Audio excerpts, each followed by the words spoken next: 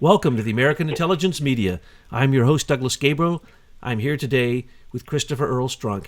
As you know, we like to follow him because he's constantly battling with the courts for moral issues. And today's moral issue we're going to talk about is one that seems to have created absolute insanity in America, political insanity, federal and state insanity, and that's the question of what I would simply call infanticide. They call it abortion, late-term abortion, but I would call it murder. Now, Christopher Strunk has brought a case, because he always brings a case against the people who are doing these crazy, evil things. So I want him to explain some of this from a legal point of view. So before we get off into the weeds with all the implications of this, he can explain the reality that most of us do not know. But I know, because I was a midwife assistant, and I know the wars against the midwives, and I know that they don't want you to have a healthy birth, and I've been I've been there right in the front lines with that. So Christopher, welcome to the show, and can you explain to our listeners, what is this about? We were just discussing this. Babies are basically assets. How does that happen? Well, they're actually free until they're registered as an asset of a collateral for the debt of the country. In 1933, because the banks had gone under and basically everything, we had a banking holiday and everything was in a turmoil, everything was seized as booty in order to collateralize the repayment of the debt. And part of that coming out of the Hoover administration, with Eugene Myers as the head of the Federal Reserve, they wrote what became the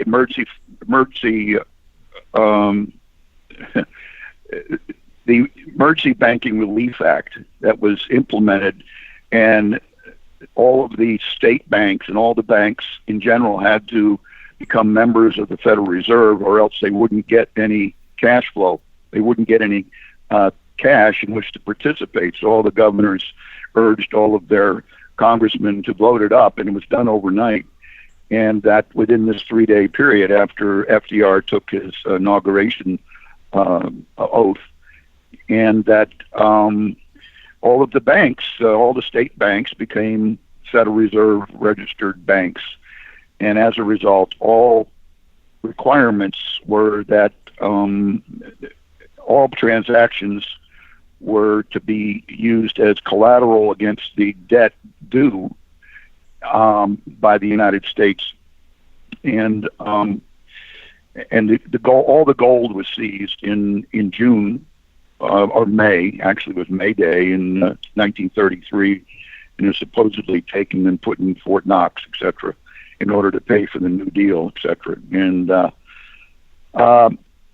but nonetheless, by 1935, they had devised a system so that every child born would be duly registered and then hypothecated as an asset to be used as collateral for the repayment of the debt. In other words, you have an expectation over your lifetime of cash flow, of producing, of both being consumer and producing, and that they have an expectation in every bundle sold, every bundle of birth certificates sold within days of the birth is permanent. I mean, you can't change your name in the bundle. You can't change your birth, your sex, or any of the specifics that were certified by a doctor or a midwife. All that goes in and gets sold, and the government gets a portion of funds under the Social Security Act as a result of the hypothecation of that certificate. It's a security. So all children, once they're registered, are in effect the public property of the system. We call it the emergency government that we're still under what was on that same day Proclamation 2040, which says until further notice of the president, we're under an emergency period, and that we're in the 86th year of that emergency, and we're operating under this Emergency Banking Relief Act, which is in place, and it affects everything, and it's underlying everything. But there are approximately 500 certificate bundles out there that are sold within days by the state through the equivalent of Standard and Poor's back then, but it was the markets, and it's a bundled security, a futures security on expectation of performance. So that the whole system runs that way. The mortgage market, everything. It's all based upon your Social Security number and the fact that your name is registered or you're naturalized. At the point that you become naturalized, you get bundled. You know, within a certain number of days, they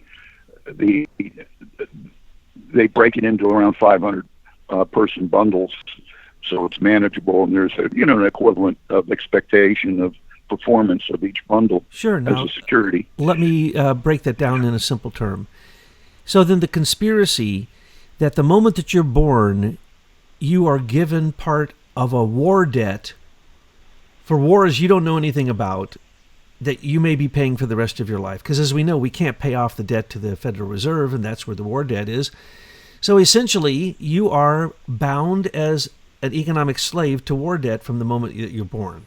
And the reason that we brought... Correction, from the moment that you're registered. Sorry. So that yes. any newborn who is not registered is free. They're actually free citizens. They're actually...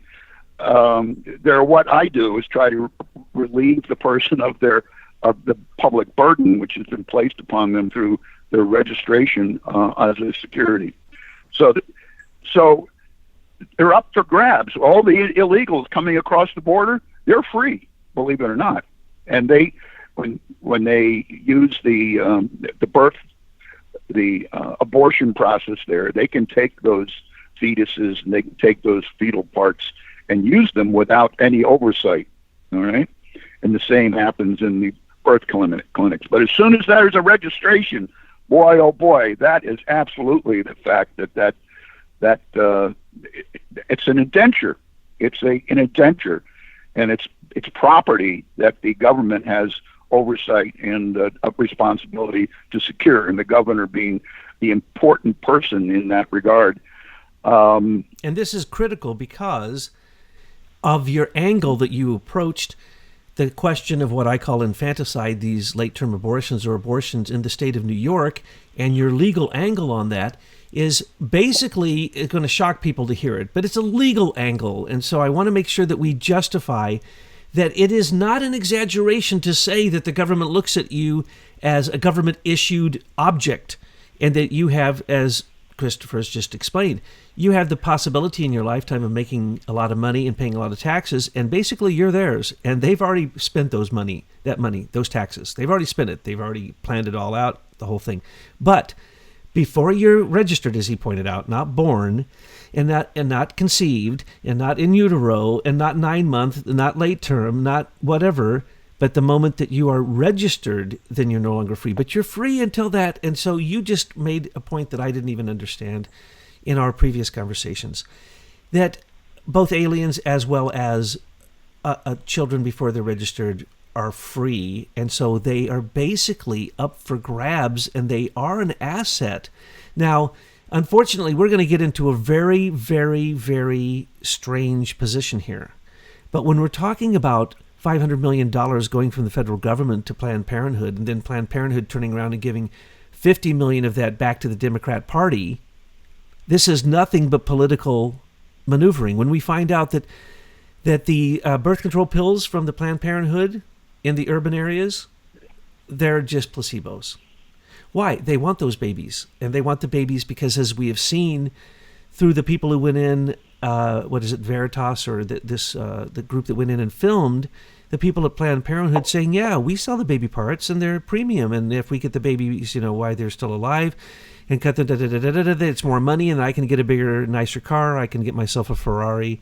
And then they threw that stuff out because they said that, it was doctored or something. No, it's not doctored. The Planned Parenthood doesn't help anyone plan parenthood. It helps them plan not to be a parent.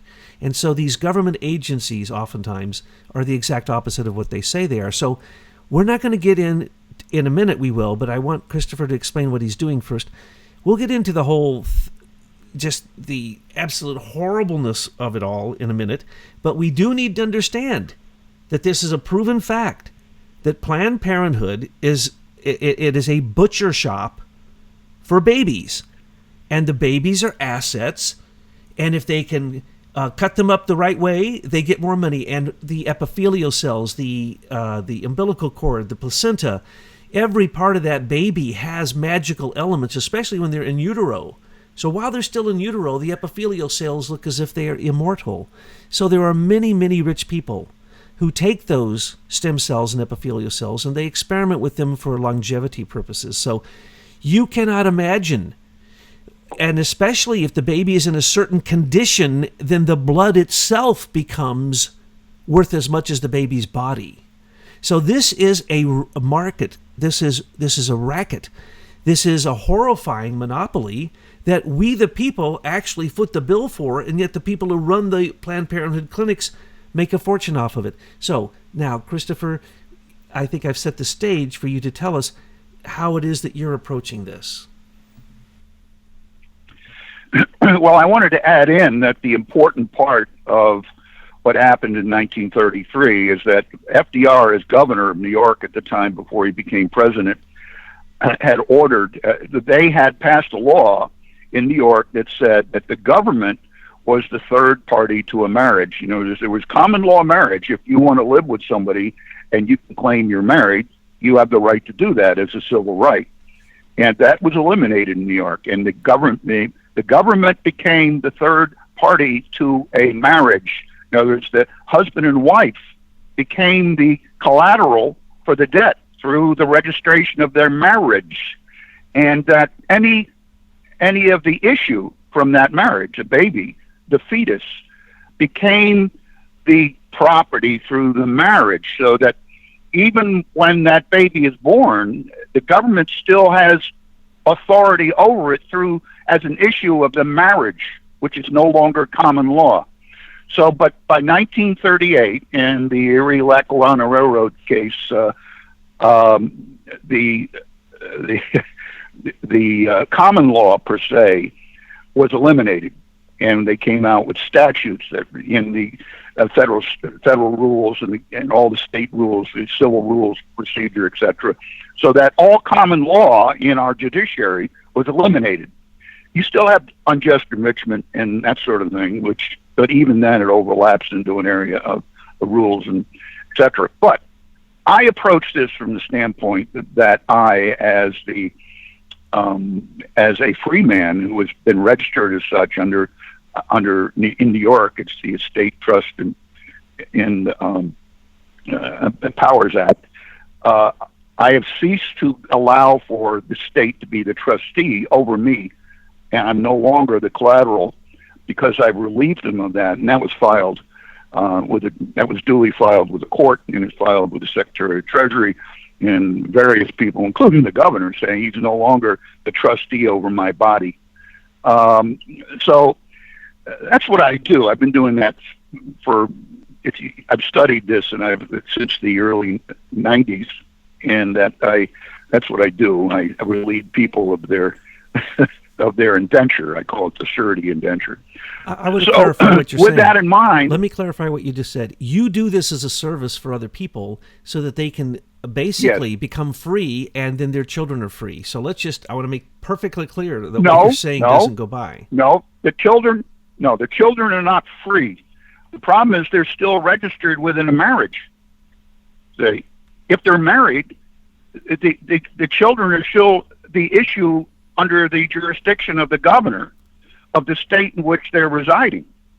You reside in the United States only secondarily under the 14th Amendment through wherever state you reside in. So it's the governor who has control over you, has jurisdiction and authority over you. I thought you could get people their sovereignty back. No, only God is sovereign, and the Pope says he is, and so is Queen Elizabeth. But the sovereignty thing is, it's a lot. I call it patriot nonsense, and everything else is legal paperwork, and you've got to make it stick because you're fighting like almost 3 or 4 generations of a bad education. And there are people who know exactly what I'm talking about in the government, and they're not allowed to talk about it. But that, no, I return. You become free. In other words, you're like the baby in, say, 1933 when you're born, and the people in 1933 were free. They were not the collateral. They were not taken. They were taken in booty, but there needed to be paperwork done. As soon as they started do banking again, when they reopened the banks, everybody was signing everybody's statement based upon they were giving authority under the new funding of the banks. So they became the surety for their accounts, et cetera, and the ability to guarantee payment in the whole banking system under the Federal Reserve. But it's all under the Emergency Banking Relief Act. It's Congress. Federal Reserve is merely a vehicle. It's Congress and the president. The president is the head of the bank. Basically, he can do anything he wants. He can go in there and fire everybody at the Federal Reserve. So then, are you saying the treasurer under? Are you saying that even once the baby's born and not registered, and they're in that moment, that they're not free because of what is bound the marriage, and the marriage can't reach sovereignty? Exactly.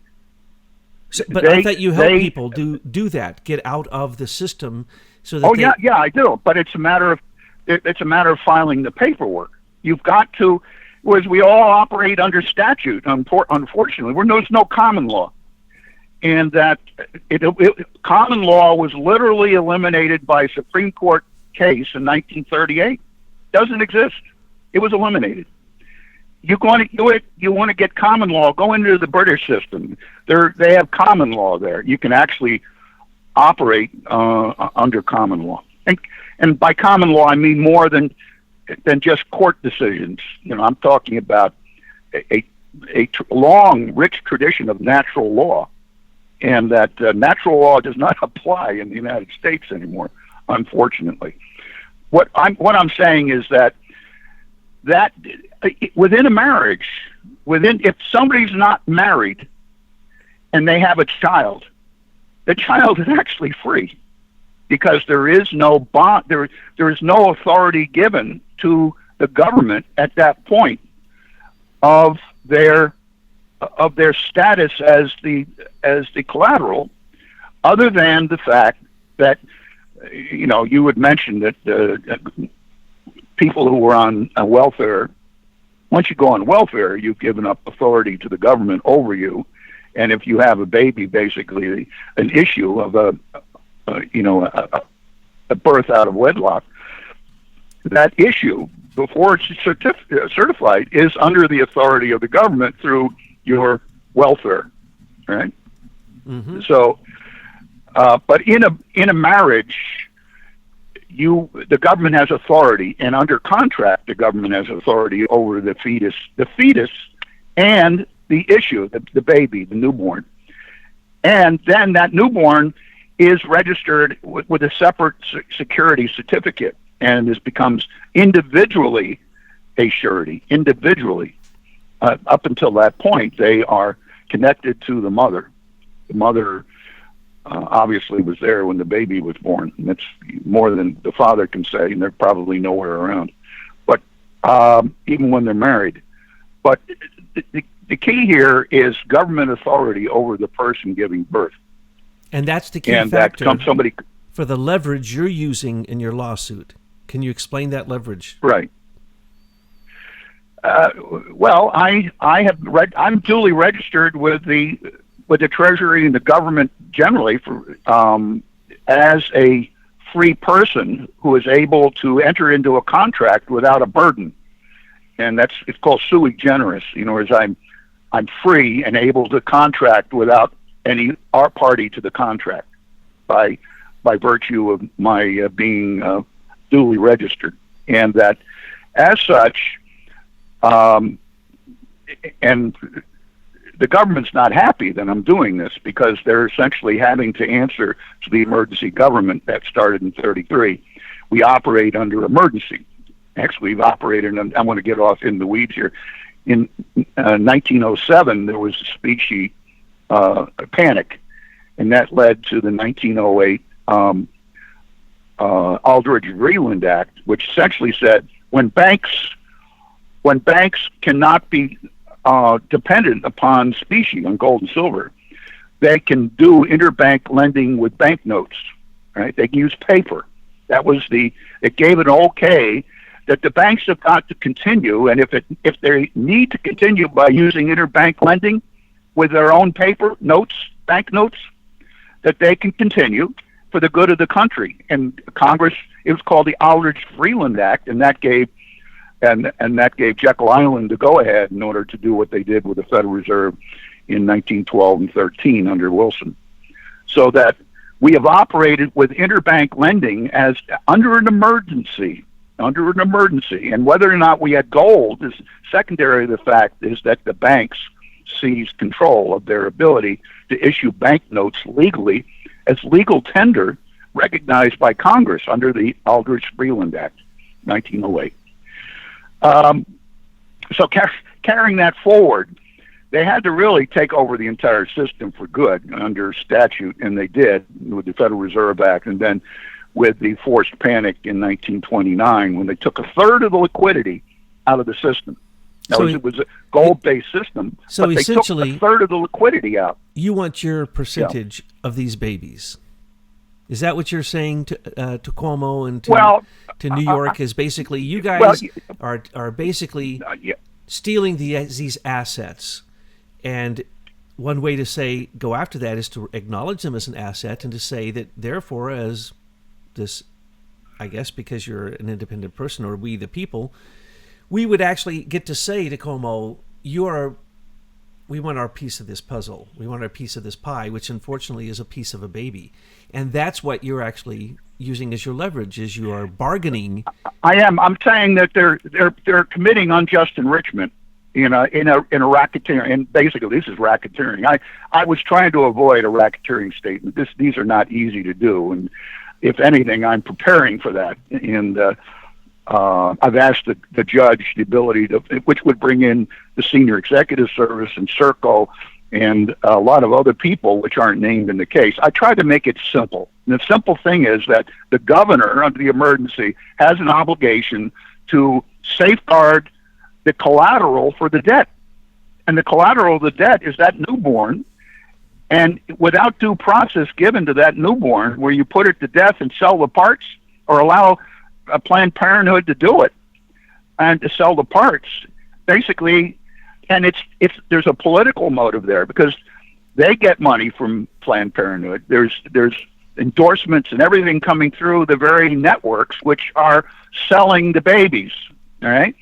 And that's the racketeering aspect of this, so that Cuomo is benefiting politically, and from that standpoint, he's in breach of his fiduciary duty to safeguard the actual expectation, the expected collateral or the repayment of the debt. It was that once that kid is registered, that kid is absolutely on the radar, and that 65-year lifespan is a participant in commerce, which is both producing and consuming. You know, they've tracked everybody's transportation and housing and goods and food and blah blah blah, education. That becomes a gamble, a knowable gamble in the markets, which can be sold internationally. That's why people like to invest in the United States. They invest into the bundles as securities, Fidelity and Investments, and a long list of. You can get a CUSIP on your birth certificate, for instance. You get a CUSIP on birth certificates, which is sold on the Depository Trust Company, Standard & Poor's, et cetera, et cetera. So I'm just saying to you that the governor knows this, or he should, because he was educated at Fordham. And I told him this already when I had dragged him into court back in 2011. He knows. I gave him notice. So the key here, though, is that he is in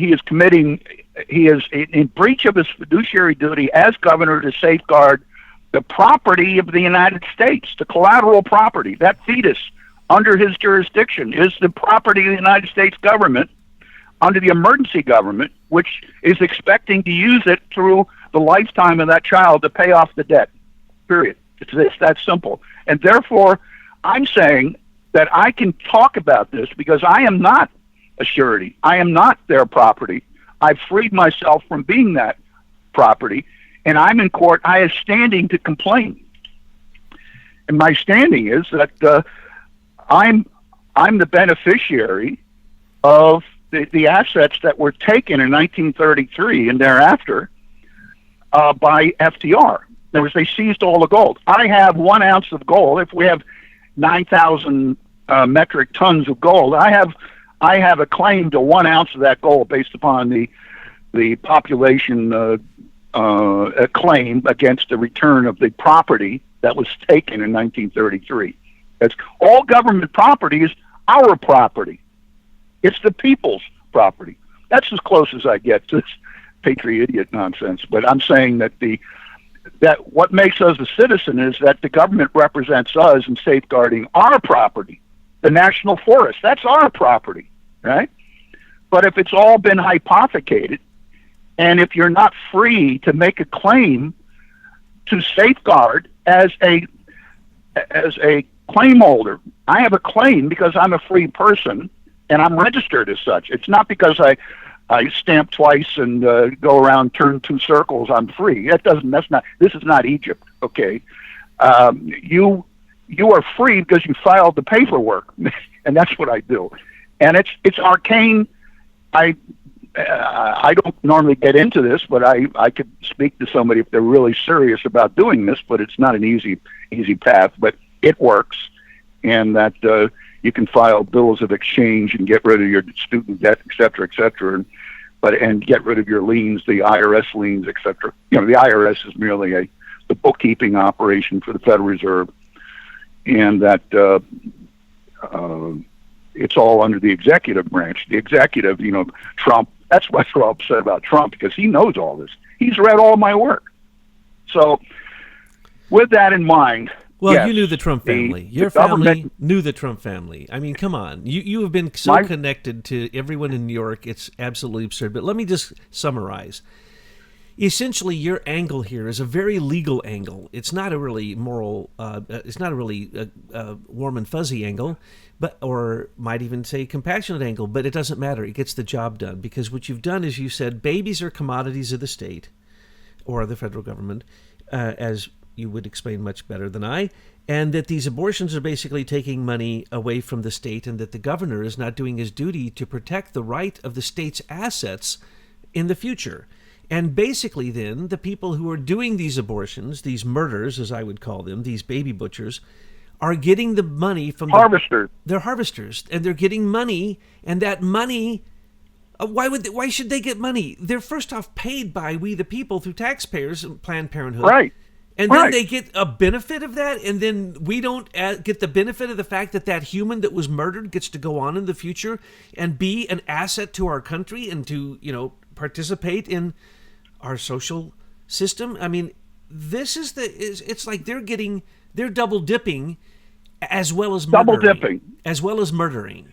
Well, I put in Health and Human Services because they were involved in okaying the payment of money to Planned Parenthood, right? I'm saying I've got them in there to say stop giving money to Planned Parenthood because they are double, if nothing, as you say, double dipping, and in fact, there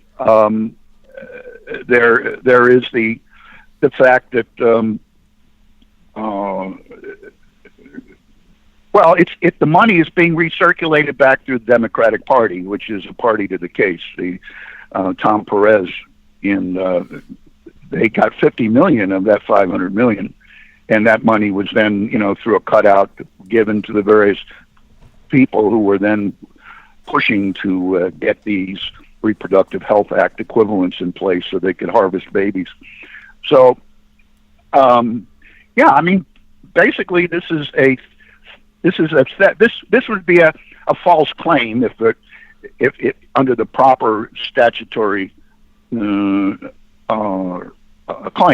In other words, there's a sealed requirement where you can get 15 or 30% of any money recovered if under a false claim, a quick tam, call them quick tam.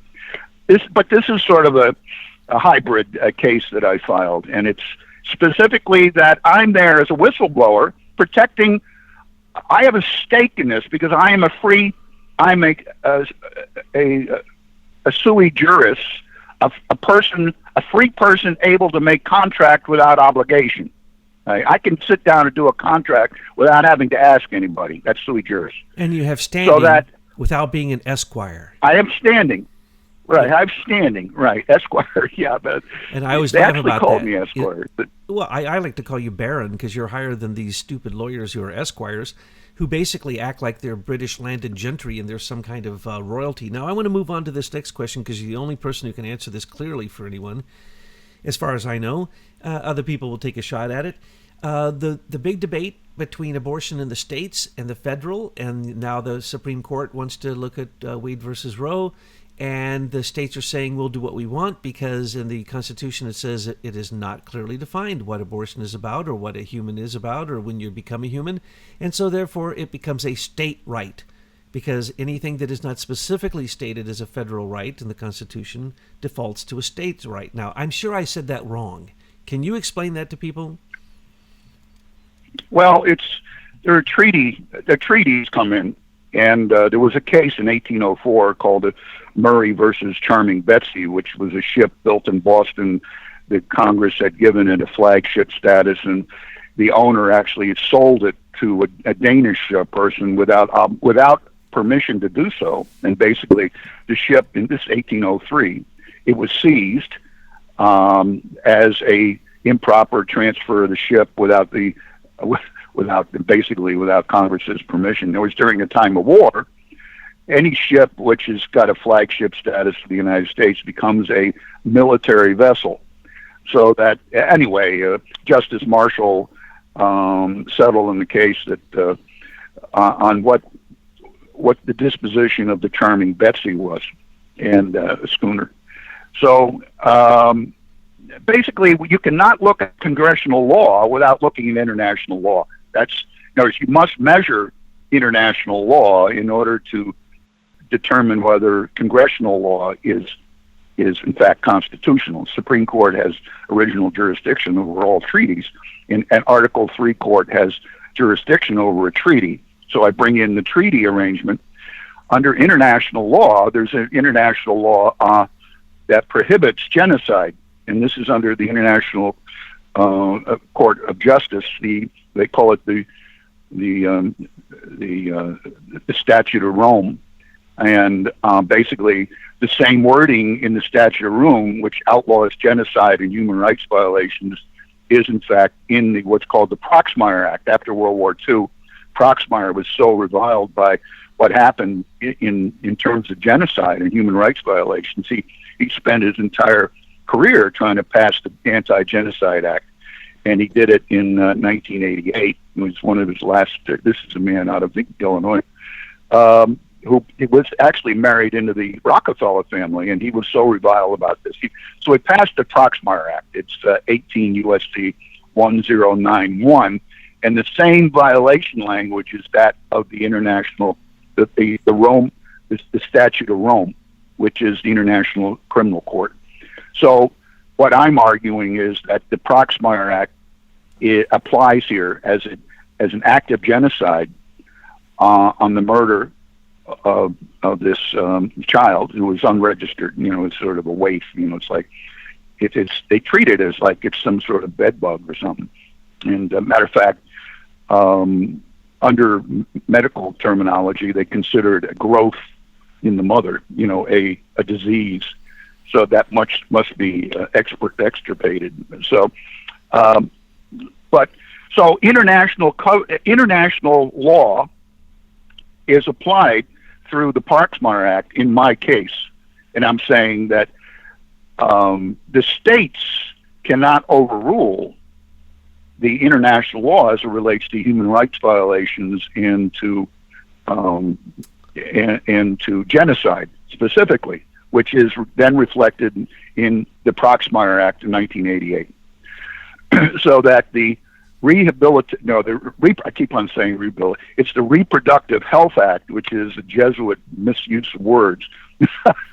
It's, the Theft of Human Beings Act that was passed in January of this year is a violation of the International Criminal Statute. It's called the Statute of Rome, which is the International Criminal Court. They're violating human rights and they're creating genocide. And the Proxmire Act in '88 reflects that, so that the state of New York cannot violate federal law as it relates to the selective murder of babies. That's what it says. That's what you cannot single out babies for death, right? That's what the International Court says, and that's what the Proxmire Act says. But the New York Act is different, and that's sort of the mix of this thing that the judge has got on his plate. And he gave me an opportunity to reverse his denial, because this is not easy stuff. This is Judge Hurd out of Utica, New York. He gave me a chance to reverse his position on a genocide. And I filed papers last Friday, which are now in the docket. And unfortunately, I keep on going. I keep on going to use the word rehabilitative rather than reproductive, because it's not reproductive. But it's not the Reproductive Health Act. It's sort of the Genocide Act. Anyway, I used the wrong term when I was doing the acronym, but nonetheless. So then, Christopher, off on the states can't have abortion because that's genocide. Then why is the federal... Well, they can't. Is that there's 3 court cases that the Supreme Court just and the district courts just ruled on.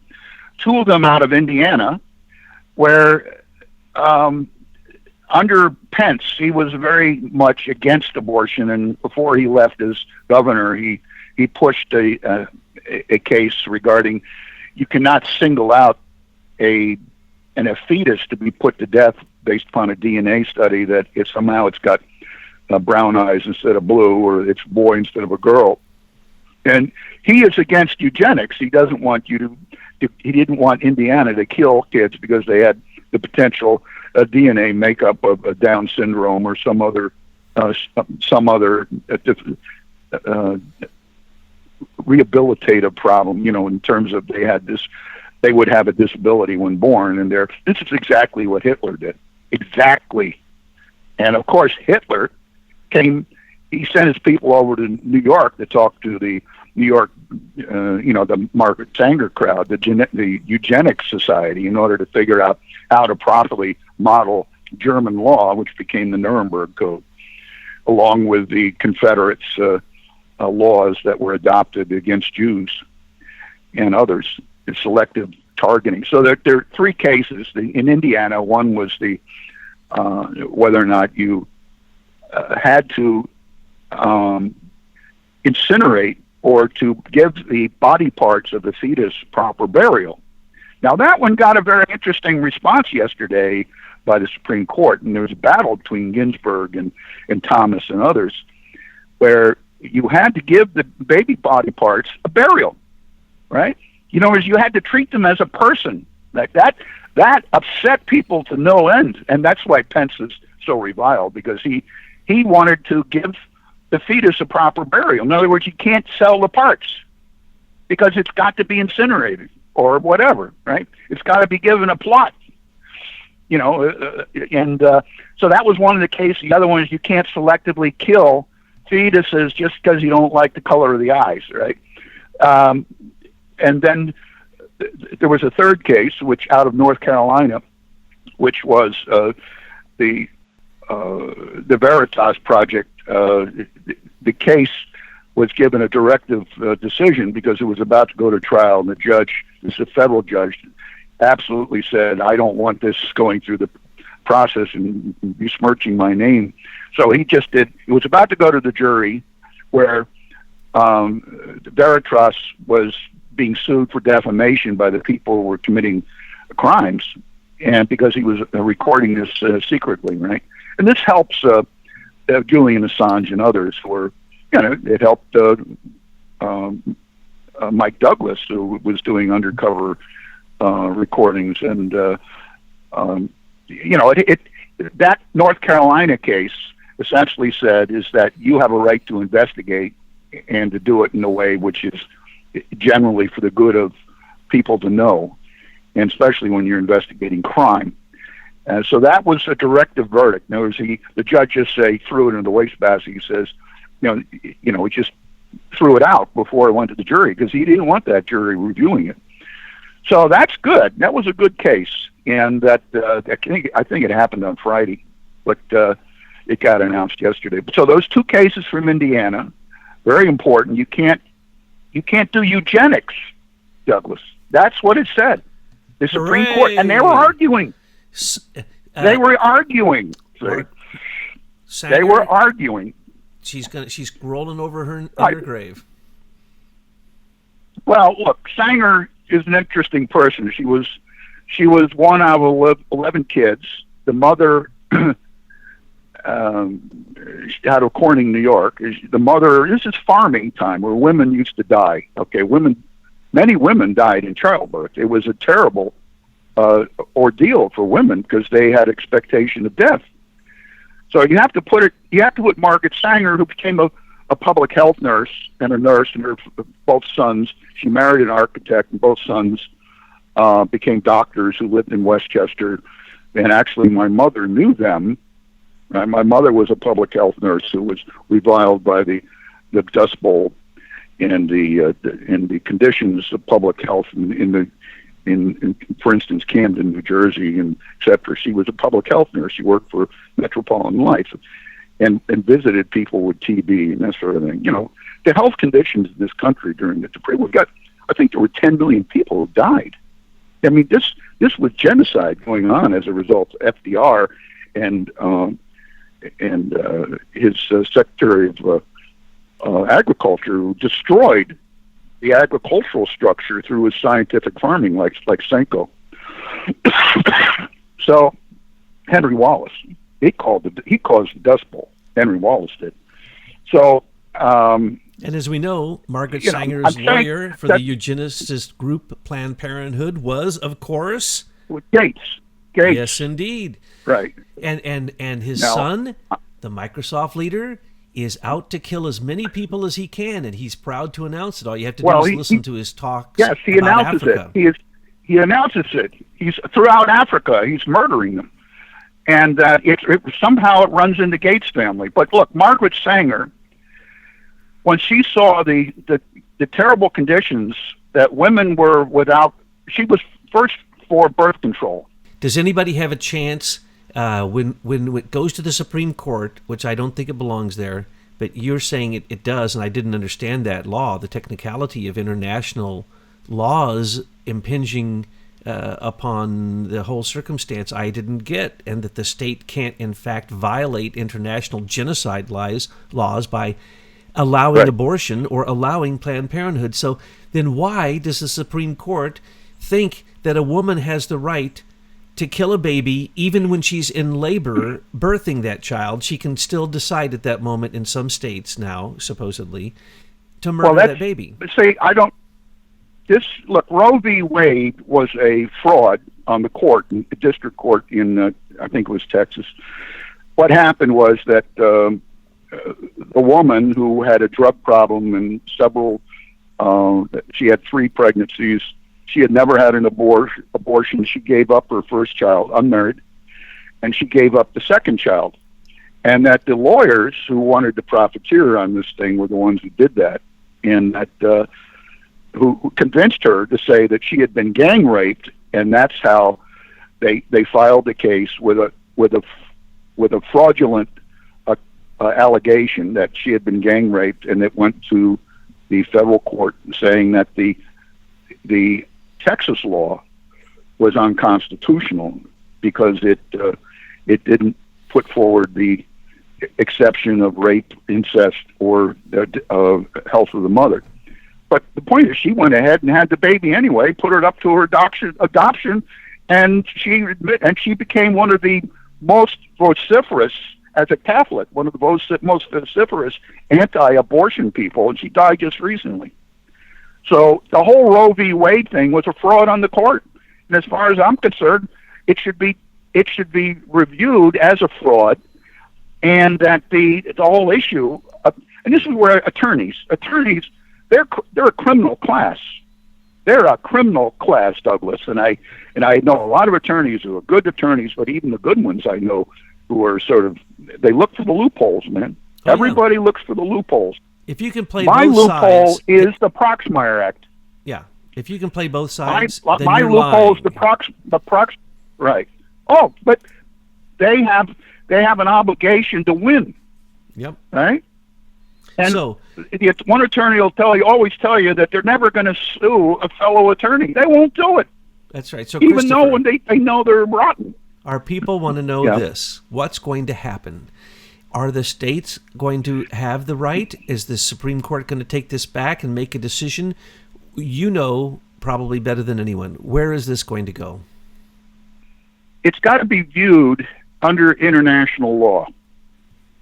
And that's my argument, that the Proxmire Act and William Proxmire wanted to make it part of international law, the Proxmire Act, and that the states had no right to kill children because when they single out a child for death without, I don't know where it's going to go. I'm so upset with the judicial system in general, especially out in Ninth Circuit. I've been out there, and that the problem is all the lawyers let it happen, man, because they want to practice. They don't want to lose their license. It's their license to make money, man. And that I think that there are a sufficient number of judges on the court, even Ginsburg would agree that she's nominally Jewish, but she's a radical out of Brooklyn, where I hail from. That even she will draw a line. It's the way that the cases have been fashioned. And my case is fashioned properly as a treaty issue. Under, again, it's a Charming Betsy, Murray versus Charming Betsy, 1804 under the Marshall Court, and that a state law cannot outlaw, when it comes to genocide or human rights violations, cannot outlaw. It's got to be seen as aberrant, and it's got to be taken to task. So that's the angle that I bring in. Now, Ginsburg loves international treaties, man. This is her deal, right?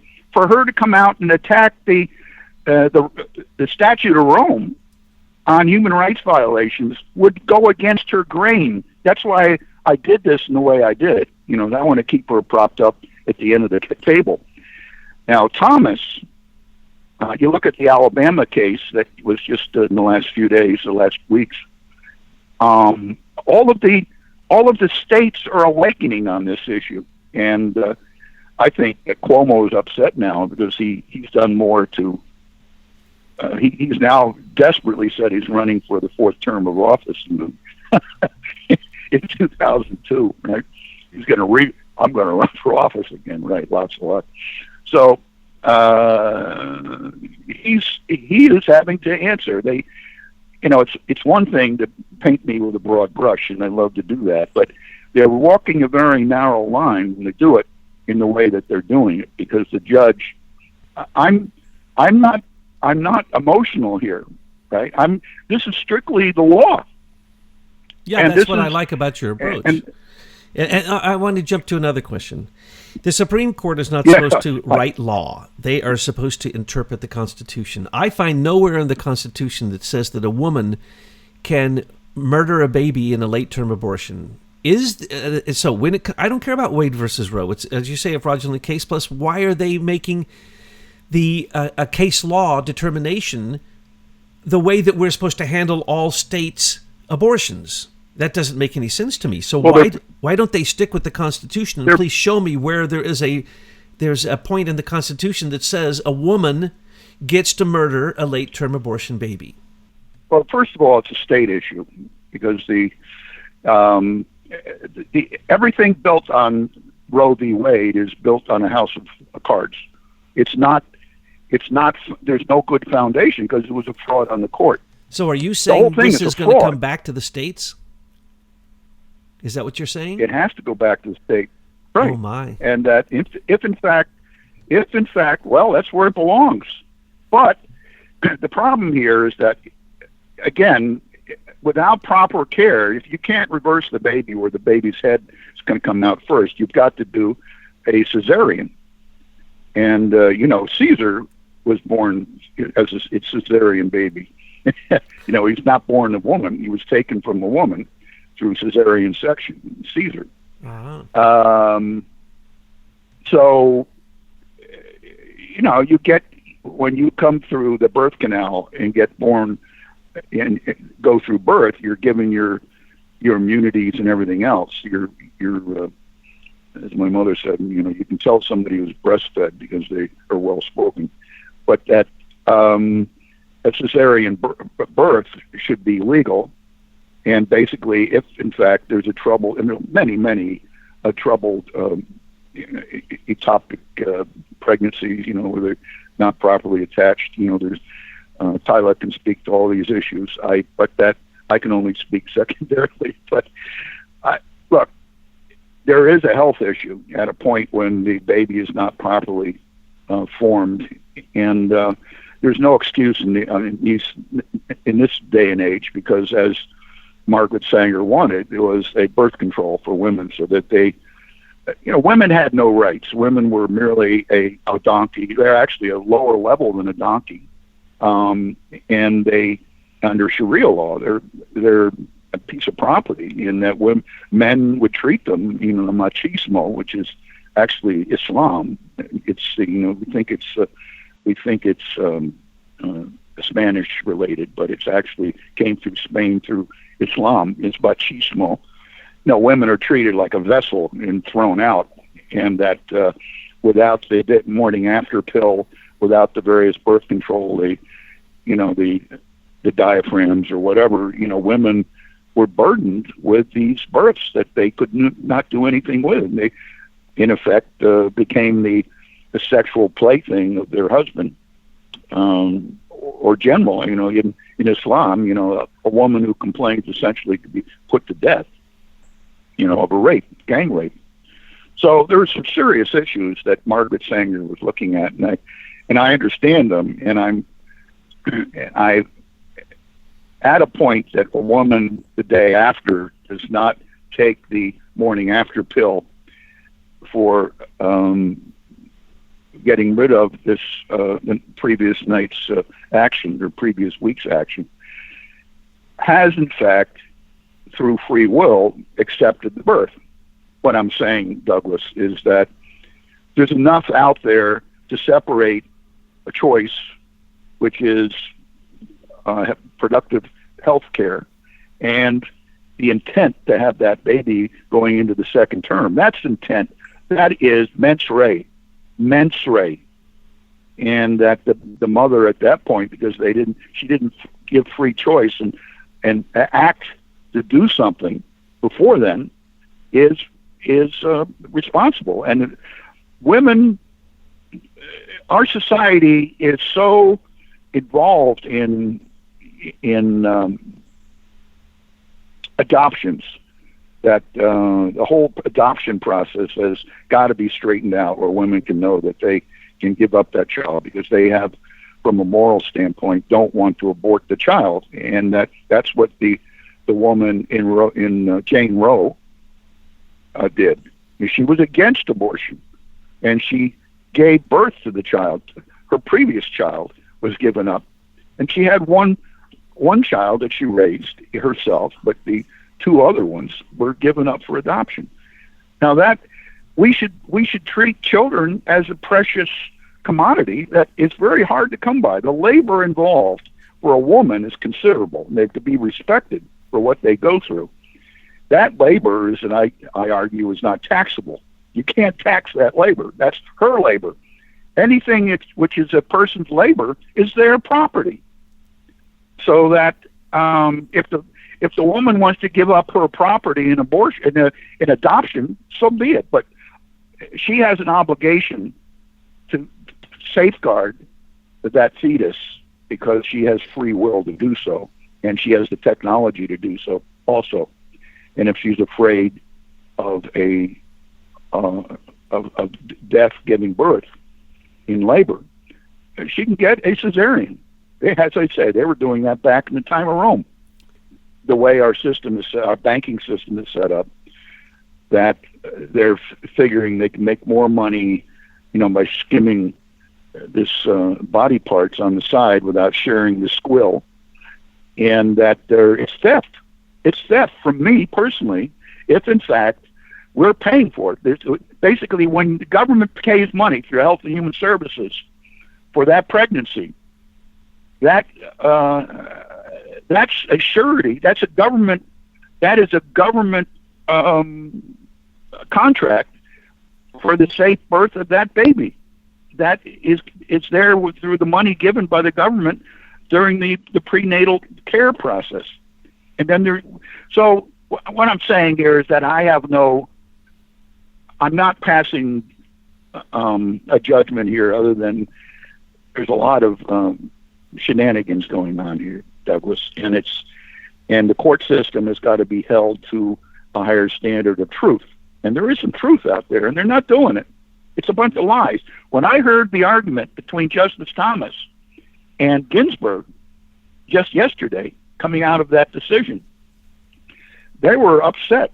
Now, if that makes them upset and they're willing to argue the truth, hey, so be it. Let's do it. And that's where I want to go. I want Judge Hurd to give me a declaratory judgment on the emergency government, whether that exists. And under the emergency government, there is an asset that's involved through the marriage of the mother and father of the fetus or the newborn, that makes that newborn, that property, whether it's registered or not, as a self-standing surety, through the birth certificate. But that is the property of the emergency government under this banking system.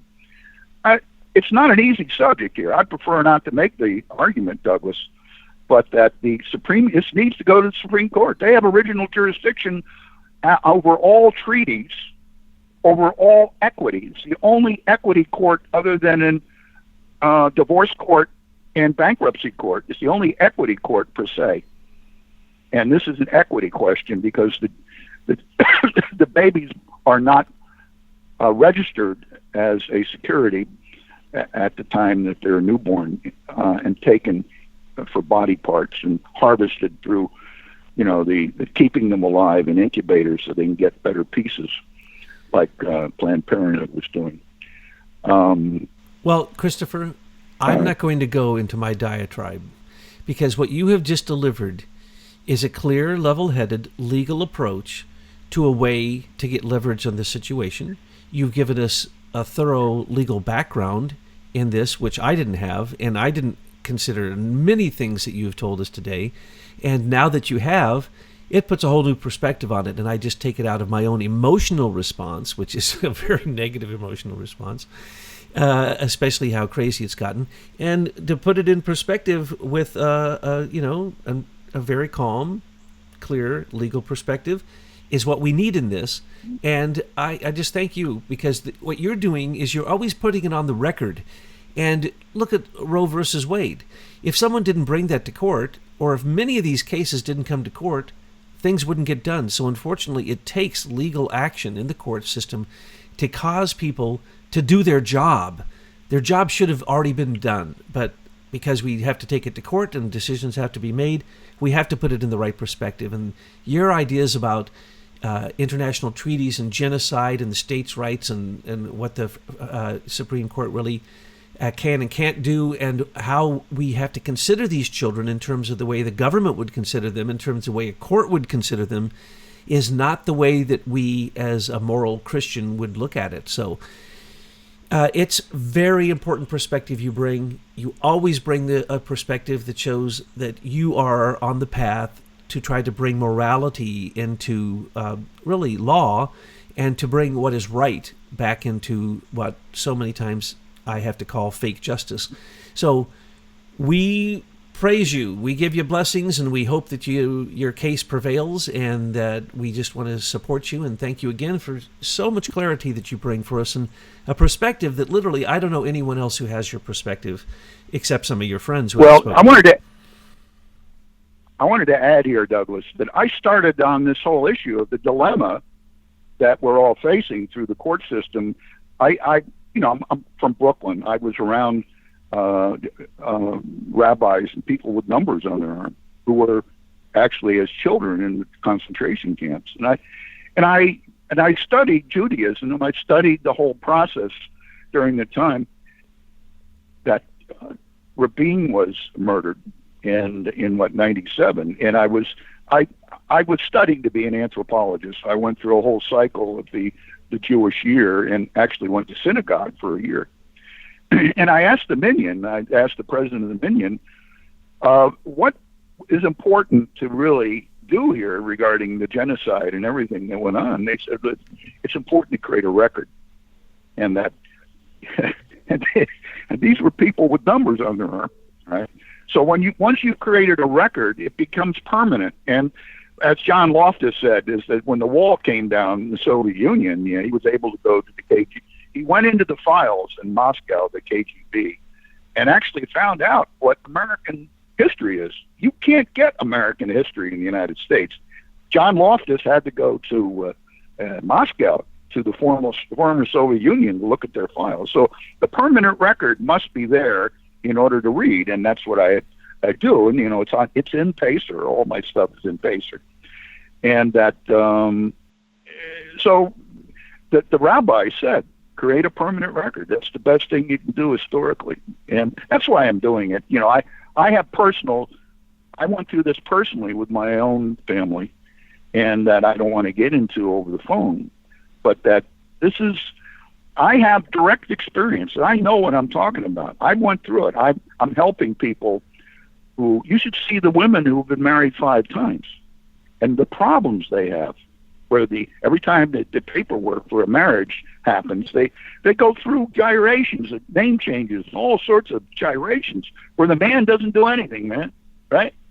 So women do have problems, and I respect that. And I do, but they have responsibilities. They are the grail. I mean, you're into the whole issue of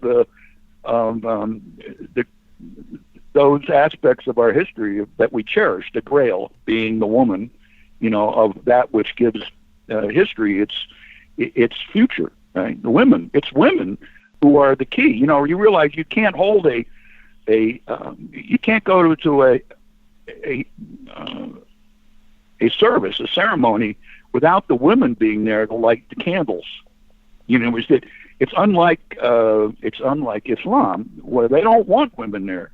But in Judaism, you've got to have the woman there to light the candles, or else you can't have a ceremony, right? So I think Judaism is entirely applicable, and I've followed this very closely, and I think it's important. Other than Christianity, there's a whole Christian issue here, but Judaism had done studies on the issue of abortion and the personhood of the child. That's in the Old Testament. And I'm sure you've read this stuff. This is your expertise. So I appreciate the time you've given me here, you and Tyler, to speak on this, and I'll keep you in the loop as things happen. Well, thank you, Christopher. Our supporters and our followers just love the fact that you suffer, you sacrifice, you put yourself on the line, and you have for decades, to really fight the good fight. And so for those unborn children and for the women that you have just given the proper praise to, I just want to thank you for standing up for their rights and the rights of the future and the rights of these unborn children to really come into this world without meeting these kind of genocidal thoughts that they have to get through in terms of abortion that they have to face when a child is looking at the world. I mean, this is a scary world that they're coming into, and it's only because people with courage like yourself that this world can stand up and fight the fight against evil so that unborn children can still have rights in this world. So again, Christopher, thank you so much. Keep up the good work, and we'll talk with you soon.